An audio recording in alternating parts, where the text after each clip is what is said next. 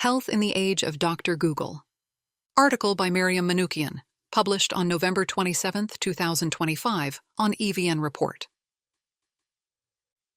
We live in an era defined not just by access to information, but an overwhelming surplus of it. An endless, and sometimes terrifying, buffet of health advice from bloggers, influencers, YouTubers, Dr. Google, and even ChatGPT. Once upon a time, the physician's word was law. Now, not so much, and honestly, for good reason. Doctors are trained to treat diseases, not necessarily to keep people healthy. Medical schools didn't teach about nutrition, stress management, or the role of exercise. Even today, board exams ask more questions about rare diseases than about how to prevent obesity or the common effects of aging or heart disease. Meanwhile, food has emerged as one of the biggest players in health, and not always in a good way. As farmer and author Wendell Berry put it, people are fed by the food industry, which pays no attention to health, and are treated by the health industry, which pays no attention to food.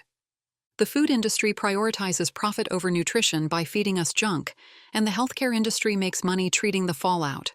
It's a perfect system if you're a shareholder. For the rest of us, it's a recipe for obesity, heart disease, and cancer. It's true that modern medicine can keep us alive longer than ever, but what about preventing these diseases in the first place? Changing habits can do more than any prescription. But that's easier said than done. This topic is very personal for me. I've recently lost several high school friends and medical school classmates in Armenia, men and women who died in their early 60s from preventable diseases. Genes predispose, they don't predetermine in most diseases. Talking to my patients and friends, I see how confusing and overwhelming it can be to adopt a healthier lifestyle. There's so much advice out there that people don't know where to start. You are eating too little protein is in fashion now. But here's the truth. Small habits, consistently practiced, are incredibly powerful and can prevent disease and death. If you make it past 50 without a freak accident, you'll probably face one of 4 major threats: cardiovascular disease, heart attacks, strokes; neurodegenerative diseases, Alzheimer's, Parkinson's; cancer, complications of diabetes. My goal? To live to at least 80 and to feel good doing it. After 35 years of practicing medicine, I've seen that living past 100 is rare but possible, especially if you've been blessed with excellent genetics and great luck and have made smart lifestyle choices. In the United States, only about 0.03% of people are centenarians. We're no blue zone, but that's okay. The goal isn't to live forever, it's to live well. The good news: many of the diseases we fear most, heart disease, diabetes, some dementias, and even certain cancers, are preventable. Simple lifestyle changes can literally save your life, or someone else's.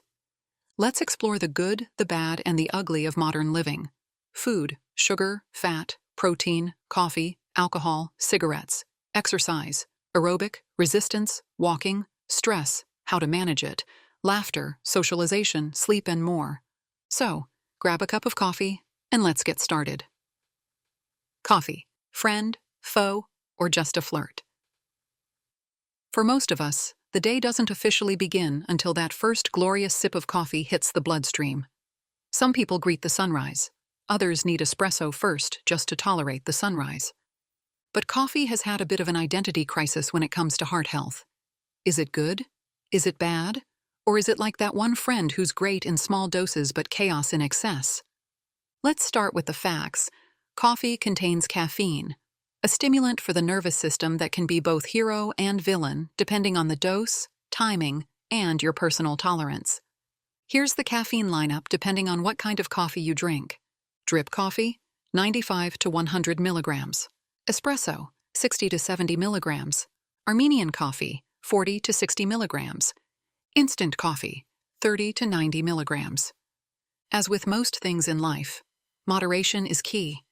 Too much coffee can lead to palpitations, jittery nerves, and sleepless nights spent staring at the ceiling, rethinking your life choices.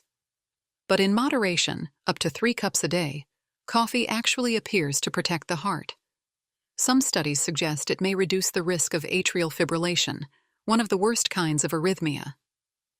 A 2023 study in the New England Journal of Medicine took a fascinating look at coffee days versus no coffee days.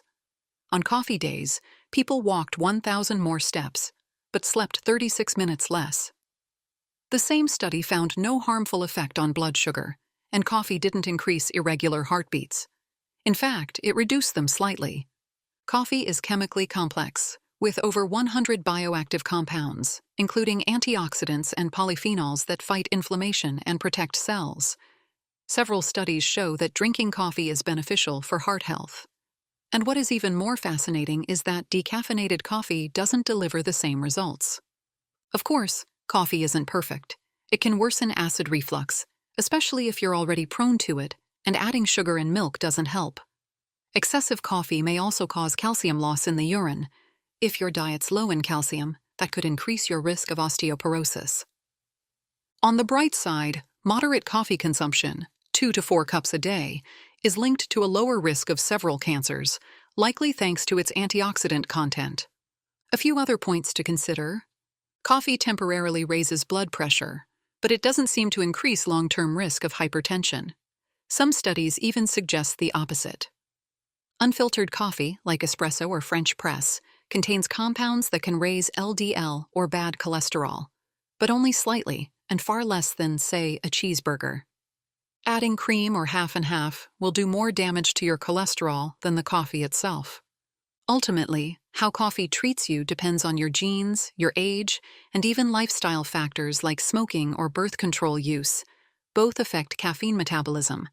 If you keep it under 3 cups a day, coffee is more likely to be your friend than your foe. Enjoy it, savor it, and know when to stop, preferably before it keeps you awake counting imaginary sheep. And please, drink a big glass of water before or after that delicious coffee.